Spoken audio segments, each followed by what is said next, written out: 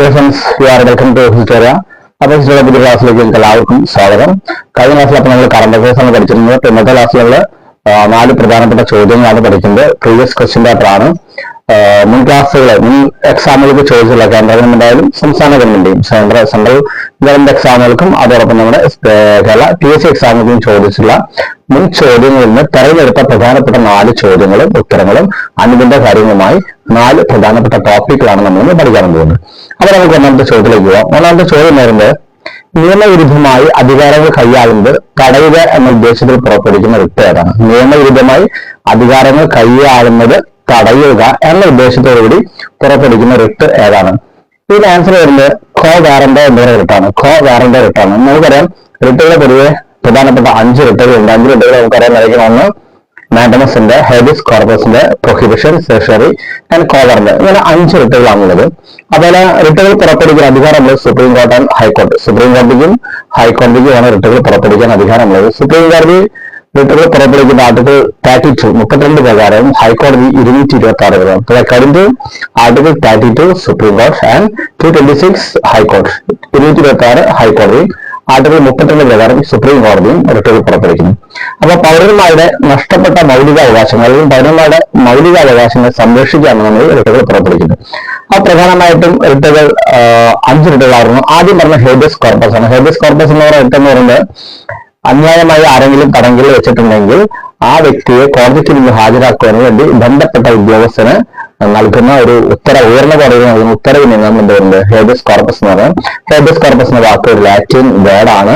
ആ habeas corpus എന്ന വാക്കിന്റെ അർത്ഥം ടു ഹാവ് ദി ബോഡി എന്നാണ്. എന്നുവെച്ചാൽ ശരീരം ഉണ്ടാകുന്ന സബ്മിറ്റ് ബിഫോർ ദി കോർട്ടാണ്. കോടതിക്ക് മുന്നിൽ ഹാജരാക്കുക എന്നാണ് അതിന്റെ അർത്ഥം. ടു ഹാവ് ദി ബോഡി, ശരീരം ഉണ്ടാവുക എന്ന് വെച്ചാൽ കോടതിക്ക് മുന്നിൽ ഹാജരാക്കുക, അതാണ് ഹേബിയസ് കോർപ്പസ് എന്ന വാക്കിന്റെ അർത്ഥം. അപ്പൊ റിട്ടുകൾ എന്നൊരു ക്ലാസ്, ഒരു ടോപ്പിക് നമ്മൾ വളരെ വിശദമായിട്ട് വളരെ ഡീറ്റെയിൽ ആയിട്ട് റിട്ടുകളുടെ ടോപ്പിക് നമ്മൾ എടുത്തിട്ടുണ്ട്. അതിന്റെ വീഡിയോസ് നമ്മുടെ ക്ലാസ്സിൽ വന്ന് അതിന്റെ ലിങ്ക് ഞാൻ ഡിസ്ക്രിപ്ഷൻ ബോക്സിൽ എടുക്കാം. അപ്പൊ അത് കാണാത്തുണ്ടെങ്കിൽ അത് കാണാം. ഇതിൽ ഞാൻ വളരെ പൊതുവിലെല്ലാം എന്ന് പറയാം. അപ്പൊ ഹേബിയസ് കോർപ്പസ് എന്ന് പറഞ്ഞ ഇതാണ് ഇല്ലീഗലായി അന്യായമായി ആരെങ്കിലും തടങ്കലിൽ വെക്കപ്പെട്ടിട്ടുണ്ടെങ്കിൽ അദ്ദേഹത്തെ കോടതിക്ക് മുന്നിൽ ഹാജരാക്കുന്ന വേണ്ടി ബന്ധപ്പെട്ട ഉദ്യോഗസ്ഥൻ നൽകുന്ന ഉയർന്ന കോടതി നൽകുന്ന ഉത്തരവാണ് ഹേബിയസ് കോർപ്പസ് എന്നത്. ഇതാണ് ഹേബിയസ് കോർപ്പസ്. ഈ രണ്ടാമത്തെ എന്ന് പറയുന്നത് മാൻഡമസ് ആണ്. മാൻഡമസ് എന്ന് പറയുന്നത് it is order from the higher court to a concerned public servant from doing his duty which is entitled him എന്ന് പറയാം.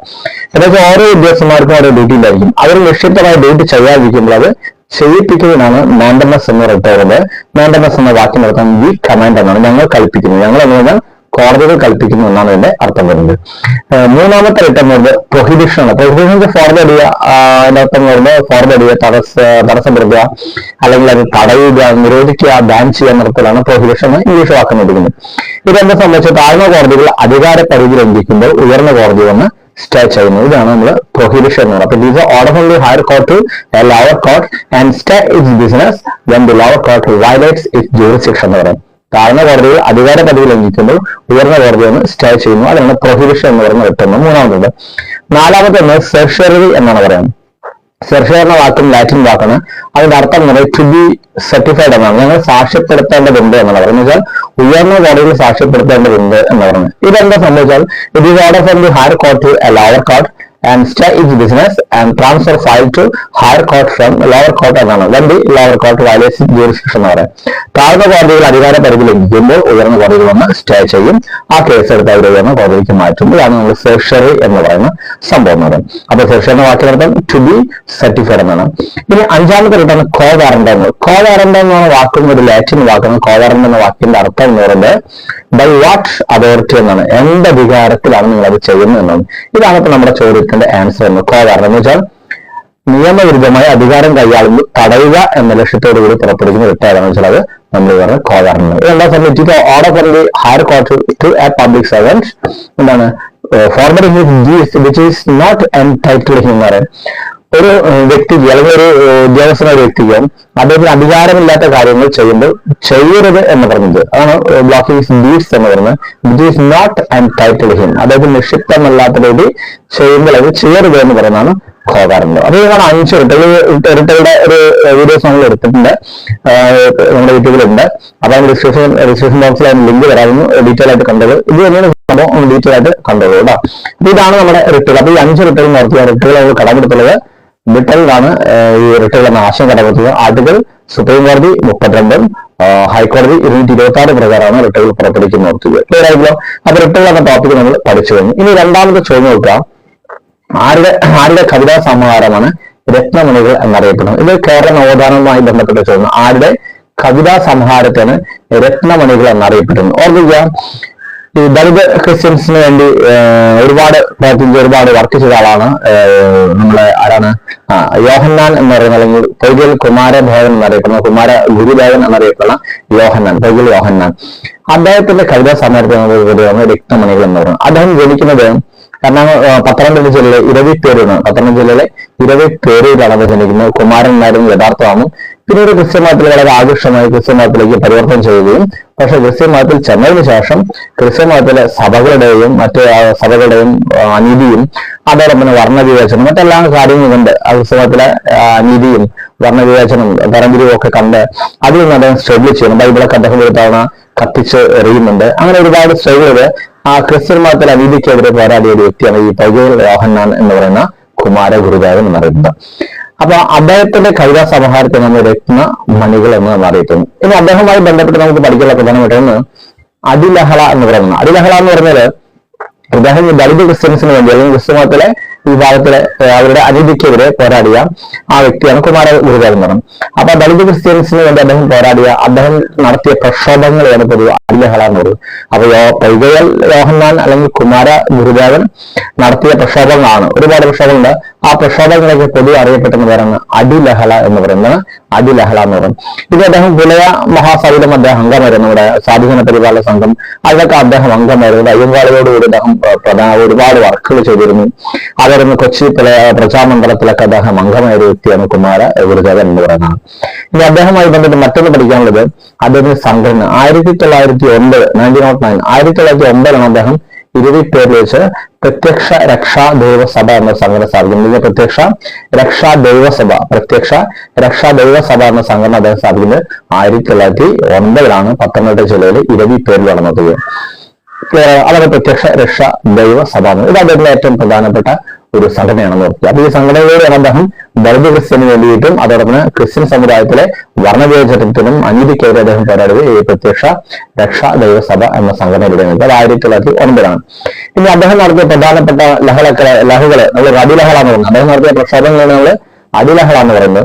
പ്രധാനപ്പെട്ട ലഹള എന്ന് പറയുന്നത് ഒന്ന് വാകത്താനം ലഹളയുണ്ട്, മുണ്ടക്കയം ലഹളയുണ്ട്, മംഗലം ലഹള. ഇതൊക്കെ ഈ പൊയ്കൽ യോഹന്നാന്റെ പ്രധാനപ്പെട്ട ലഹളകളാണ്. ലഹളകൾ എന്ന് ചോദിച്ചത് അദ്ദേഹത്തിന്റെ പ്രധാനപ്പെട്ട പ്രക്ഷോഭ സമരങ്ങളാണ്. ഏത് വാകത്താനം സമരം അല്ലെങ്കിൽ വാകത്താനം ലഹള എന്ന് പറയാം. മുണ്ടക്കയം സമരമുണ്ട്, അതായത് മംഗലം സമരമുണ്ട്. ഇതൊക്കെ അദ്ദേഹത്തെ പ്രധാനപ്പെട്ട സമരങ്ങളാണെന്ന് നോക്കി. ഇതാണ് നമ്മുടെ പൊയ്കൽ യോഹന്നാനുമായി ബന്ധപ്പെട്ട് അല്ലെങ്കിൽ കുമാര ഗുരുദേവനുമായി ബന്ധപ്പെട്ട് പഠിക്കാൻ പ്രധാനപ്പെട്ട കാര്യങ്ങൾ. മറക്കണ്ട, അദ്ദേഹത്തിന്റെ ഈ കവിതാ സമാഹാരത്തെയാണ് നമ്മൾ എന്ത് പറയുന്നത് രക്തമണികൾ എന്ന് നമ്മൾ പറയും. രക്തമണികൾ നമ്മൾ പറയുന്നത് അദ്ദേഹത്തിന്റെ കവിതാ സമാഹാരത്തെയാണ്. ക്ലിയറായിരിക്കും? ഓക്കെ. അത് രണ്ടാമത്തെ ചോദ്യം. ഇനി മൂന്നാമത്തെ ഒന്ന് ഇന്റർനാഷണൽ ഓർഗനൈസേഷന്റെ ഭാഗത്തുനിന്ന് ചോദ്യമാണ്. സെൻട്രൽ ഗവൺമെന്റ് എക്സാമിന് ചോദിച്ചാണ് ബിംസ്റ്റെക്കിന്റെ ആസ്ഥാനം ഏതാണ്? ബിംസ്റ്റെക് എന്ന് ബിംസ്റ്റെക്കിന്റെ ഹെഡ്ക്വാർട്ടേഴ്സ് എവിടെയാണ്? ബിംസ്റ്റെക് എന്ന് പറഞ്ഞാൽ bay of Bengal initiative four multi sectoral technical and economic corporation എന്ന് പറയാം. എന്താ പറയാ? Bay of Bengal initiative four multi sectoral technical and economic corporation എന്നാണ് ബിംസ്റ്റെക് എന്ന് പറയുന്നത്. അപ്പൊ ഇത് രൂപങ്ങൾ 1997 ജൂൺ 6 സൗത്ത് ഏഷ്യയിലെ 7 പ്രധാനപ്പെട്ട രാഷ്ട്രങ്ങൾ കൂടിയാണ് ബിംസ്റ്റെക് എന്ന സംഘടന രൂപം കൊടുക്കുന്നത്. 1997 മറക്കുന്ന 1997 ജൂൺ 6 സൗത്ത് ഏഷ്യയിലെ പ്രധാനപ്പെട്ട 7 രാഷ്ട്രങ്ങൾ കൂടി ചേർന്ന് രൂപീകരിച്ച ഒരു സംഘടനയാണ് ബിംസ്റ്റെക് എന്ന് പറയുന്ന സംഘടന എന്ന് ഓർക്കുക. ഇതിന്റെ ആസ്ഥാനം വരുന്നത് ബംഗ്ലാദേശിലെ ധാക്കയിലാണെന്ന് ഓർത്ത് വയ്ക്കുക. ഇനി ഇതിൽ വരുന്ന പ്രധാനപ്പെട്ട സംഘടനകൾ ഇന്ത്യയുണ്ട്, ബംഗ്ലാദേശ് ഉണ്ട്, നേപ്പാൾ ഉണ്ട്, ഭൂട്ടാൻ ഉണ്ട്, ശ്രീലങ്ക ഉണ്ട്, മ്യാൻമാർ ഉണ്ട് ആൻഡ് തായ്ലാൻഡ്. ഇത്രയും 7 രാഷ്ട്രങ്ങളാണ്. ഈ സൗത്ത് ഏഷ്യയിലെ 7 രാഷ്ട്രങ്ങളാണ് ഈ bay of Bengal initiative four multi sectoral and technical and എന്താണ് ഇക്കോണമിക് കോപ്പറേഷൻ എന്ന ഈ സംഘടന അല്ലെങ്കിൽ ബിംസ്റ്റെക് എന്ന സംഘടന സ്ഥാപിച്ച 7 രാഷ്ട്രങ്ങളാണ്. Head quarters ധാക്കയിലാണ്. ഇവരുടെ ഔദ്യോഗിക ഭാഷ എന്ന് പറയുന്നത് ഔദ്യോഗിക ഭാഷ ഇംഗ്ലീഷ് ആണ് നോക്കുക. ഇനി ചെയർമാൻ സ്ഥാനം കിട്ടുന്നത് ഓരോ വർഷം ആൽഫബറ്റിക് ഓർഡർ അനുസരിച്ചാണ് ഇതിന്റെ ചെയർമാൻ സ്ഥാനം കിട്ടുന്നത്. ഈ 2024 ഇതിന്റെ മീറ്റിംഗ് നടന്നത് തായ്വാനിലാണ്. അതുകൊണ്ട് ചെയർമാൻ സ്ഥാനം കിട്ടിയത് തായ്വാനിലാണെന്ന് ഓർത്തിക്കാം. ഇതേ സമയം അതിലെ സെക്രട്ടറി ജനറൽ ഈ ബിംസ്റ്റെക്കിന്റെ സെക്രട്ടറി ജനറൽ ഇന്ത്യക്കാണ് ഇന്ദിരാമണി പാണ്ഡെ എന്നത്. ഇന്ദിരാമണി പാണ്ഡെ എന്ന് പറയുന്ന വ്യക്തിയാണ് ഈ ബിംസ്റ്റെക്കിന്റെ സെക്രട്ടറി ജനറൽ ആയിട്ട് പിരിക്കുന്നത് ഓർത്തിക്കുക. അതിന്റെ മീറ്റിംഗ് നടന്ന എവിടെയാണ് പറഞ്ഞത്? തായ്വാനിലാണ് മീറ്റിംഗ്. അതേസമയം ഈ ബിംസ്റ്റെക്കിന്റെ ആദ്യത്തെ business summit first business summit നടന്ന് നമ്മുടെ ഇന്ത്യയിലാണ്. ഈ മാസം ഓഗസ്റ്റ് 6 ന്യൂഡൽഹിയിൽ വെച്ചാണ് ബിംസ്റ്റെക്കിന്റെ ആദ്യത്തെ ബിസിനസ് കമ്മ്യൂണിറ്റി സമ്മിറ്റ് അല്ലെങ്കിൽ ബിസിനസ് കമ്മ്യൂണിറ്റി മീറ്റിംഗ് ബിംസ്റ്റെക്കിന് ആദ്യമായിട്ട് നടന്നത് ഇന്ത്യയിലാണ്, ന്യൂഡൽഹിയിലാണ്. ഈ വർഷമാണെന്ന കാര്യം കൂടി ഓർത്ത് വയ്ക്കുക. ഈ വർഷം അതിന്റെ സ്വാഭാവികമായിട്ടുള്ള മീറ്റിംഗ് നടന്നത് തായ്ലാന്റാണ് എന്ന് ഓർത്ത് വയ്ക്കുക. ചെയർമാൻ സ്ഥാനം തായ്ലാന്റാണ്. സെക്രട്ടറി ജനറൽ ഇന്ത്യക്കാരനാണ് ഇന്ദിരാമണി പാണ്ഡെ എന്ന് പറയുന്ന വ്യക്തിയാണ്. ക്ലിയർ ആയല്ലോ? അപ്പൊ ഇതാണ് ബിംസ്റ്റെക് എന്നത്. വൺസ് മോർ അഗൈൻ മറക്കണ്ട, ബിംസ്റ്റെക് എന്ന് പറയുന്നത് bay of Bengal multi sectoral technical and economic corporation സംഘടനയാണ്. 1997 ജൂൺ 6 രൂപം കൊണ്ടത്. സൗത്ത് ഏഷ്യയിലെ 7 പ്രധാനപ്പെട്ട രാഷ്ട്രങ്ങളുടെ India, Bangladesh, Sri Lanka, Myanmar, Nepal, Bhutan, Taiwan ഇത്രയും രാഷ്ട്രങ്ങൾ കൂടിയതാണ് ഈ സംഘടന സ്ഥാപിച്ചെന്ന് ഓർത്ത് വയ്ക്കുക. ക്ലിയർ ആയിരിക്കാം? ഒഫീഷ്യൽ ലാംഗ്വേജ് ഇംഗ്ലീഷ് ആണെന്ന് ഞാൻ പറഞ്ഞു. പിന്നെ മീറ്റിംഗിൽ ഓർത്ത് വയ്ക്കുക. ഇത് ഓക്കെ. ഹെഡ് ക്വാർട്ടേഴ്സ് ബംഗ്ലാദേശിന്റെ ധാക്കയിലാണ് വരുന്നത്. ഇതാണ് ബിംസ്റ്റെക് എന്ന് പറയുന്ന സംഘടന. ക്ലിയർ ആയി? അപ്പൊ നമ്മൾ മൂന്നാമത്തെ ചോദ്യം. നമുക്ക് നാലാമത്തെ ചോദ്യം നിന്ന് കറണ്ട് അഫയേഴ്സ് ആണ് ചോദ്യം.